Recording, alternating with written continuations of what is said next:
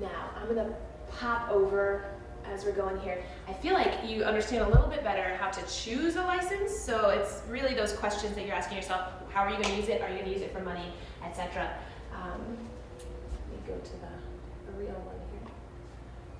There's a link on the tiny URL site that says using Creative Commons with students. And this is what I created for my students to use. It's actually kind of created as a lesson plan that would take a few days for them to explore, but there are a few videos for students to watch. There's a family resource on the right-hand side about common sense and respecting creative works, and how if we as parents and as teachers aren't encouraging our students to be respectful of that law, that rule, then we're not encouraging them to be respectful of laws and rules in general.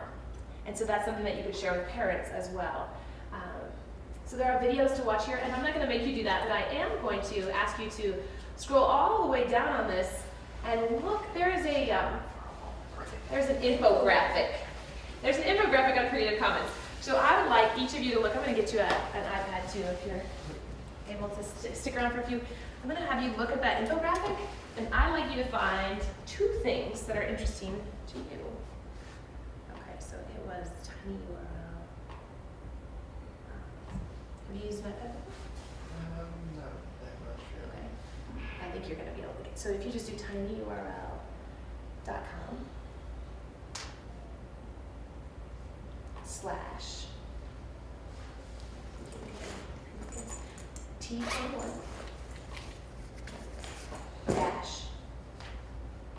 -CC.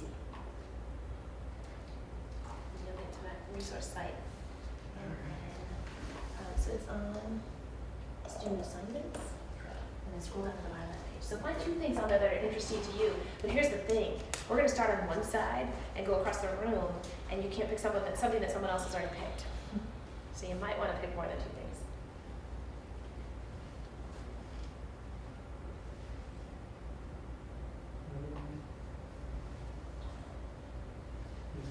What's that?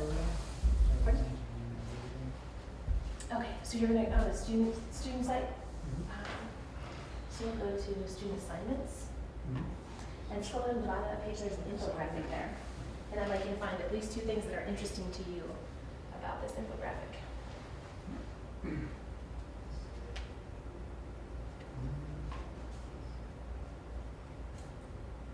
John, I'm going to let you go first. I'm going to let you go first. So I'm going to give you all about 1 more minute here to do this. And we're going to try a little project.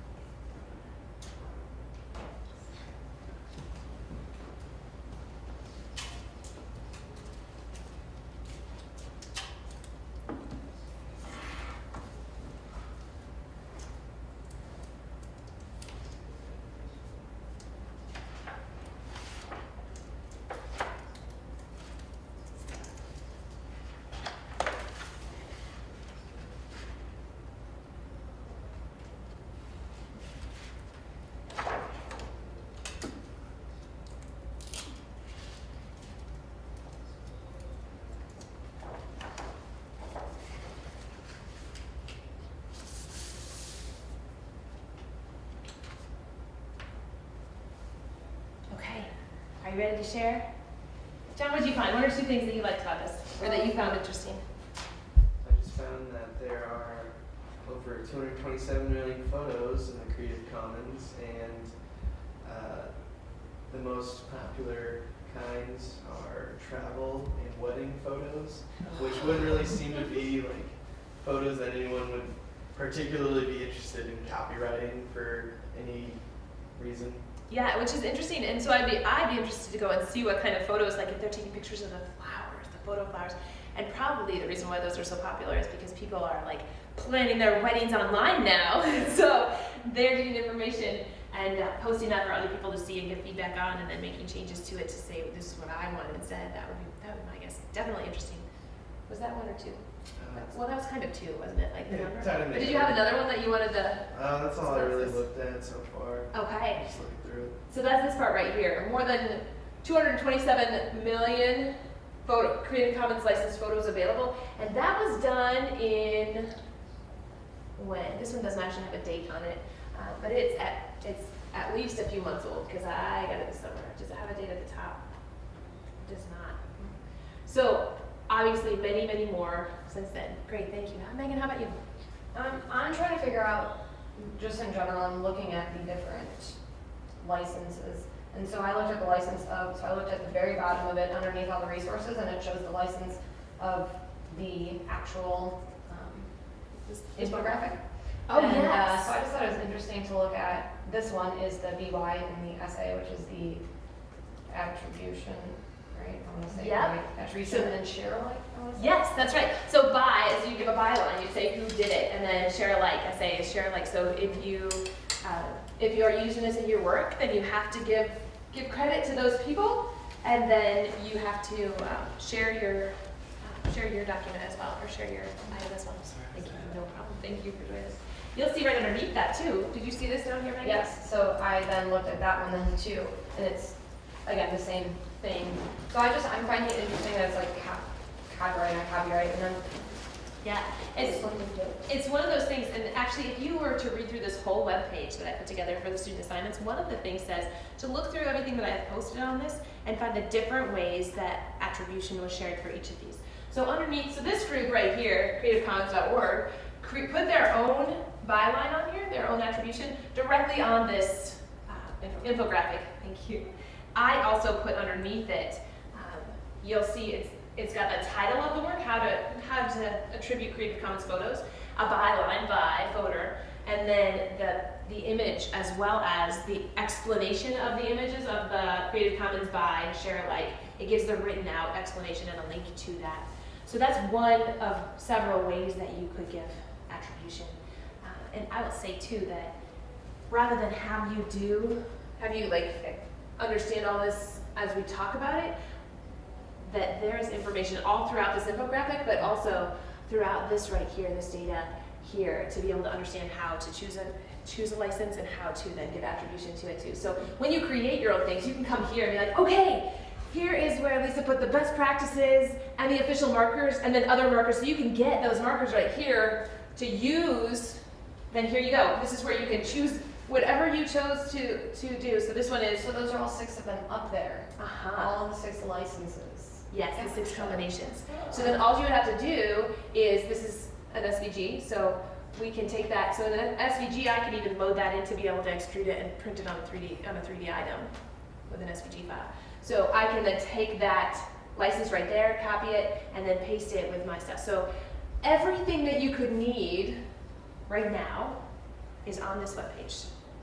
So you can understand how to use it, which one to choose, get the official markers, see best practices, get information and data on here as well. But this infographic, I wanted to show you this for many reasons. One, because it's way cooler to look at this and see all the types of licenses, and I love how it does this from most free to least free, least restrictive to most restrictive, and shows you all those combinations. But I also really love infographics, which Megan and I have a feeling that you do too, right?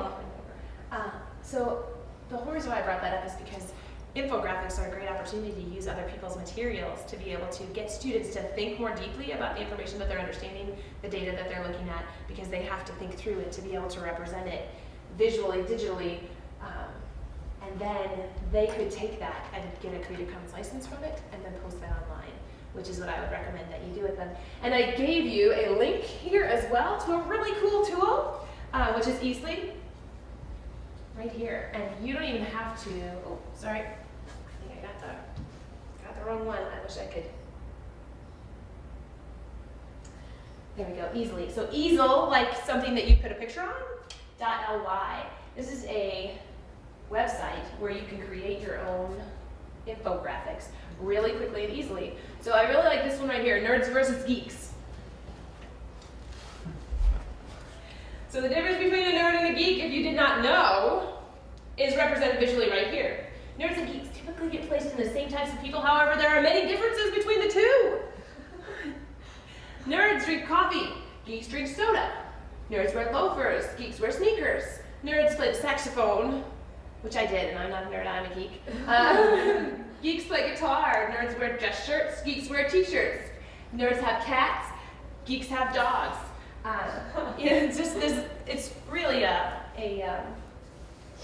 farce here, but at the same time, having kids compare two different items that are similar, where they have to really think through to get the differences, and then represent that visually, is made really easy by this right here. You can create infographics on You can create infographics on here. So you can bring it, I could upload pictures, I could bring in pictures from other people, so to create my own background, or I could just go on here and say objects, I want to change from these images right here. I don't think loafers is it, or I don't think coffee is it. How about that? Let's do food. I think that geeks eat cheese.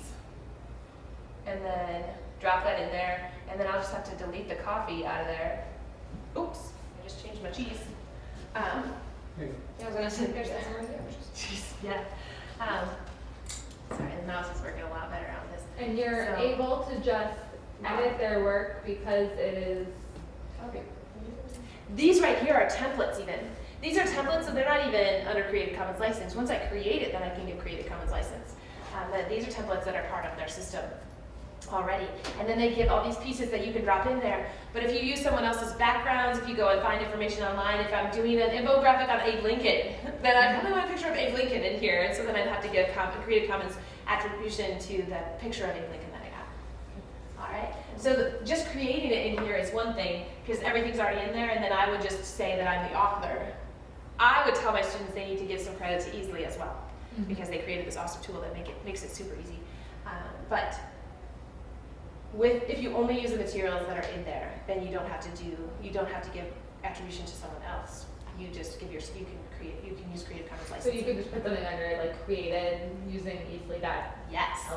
Yep. Easel.ly. Yeah. So easily. Or yeah. Created using easily. And I think actually, when you export it, it gives you it will put that on there for you like a footer. So they give themselves attribution there, and then you can get Creative Commons license for it, or place Creative Commons license on it. So that's a really fun thing to do. And I was going to have you, as an activity, go from nerds versus geeks to good tech citizens versus not so good tech citizens, and have you try this out. But in the interest of time and your time and energy, I think you could play with this on your own, and I think you probably will. If you're not already.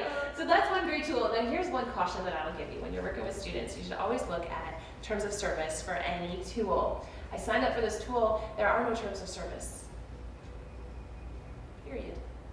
I even Googled it. I went to the login screen and it has nothing. I Googled it. There are no terms of service that I could find easily for this tool. Easily easily. Yeah, easily for easily.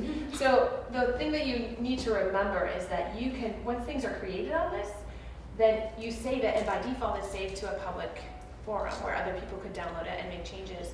So you'll have to work really closely with your students if they're creating a username and password for this, that they know that and that they go and change all of their things to private as soon as they create it, especially if they're putting personal information or pictures of themselves, pictures of their surrounding, the areas surrounding them too.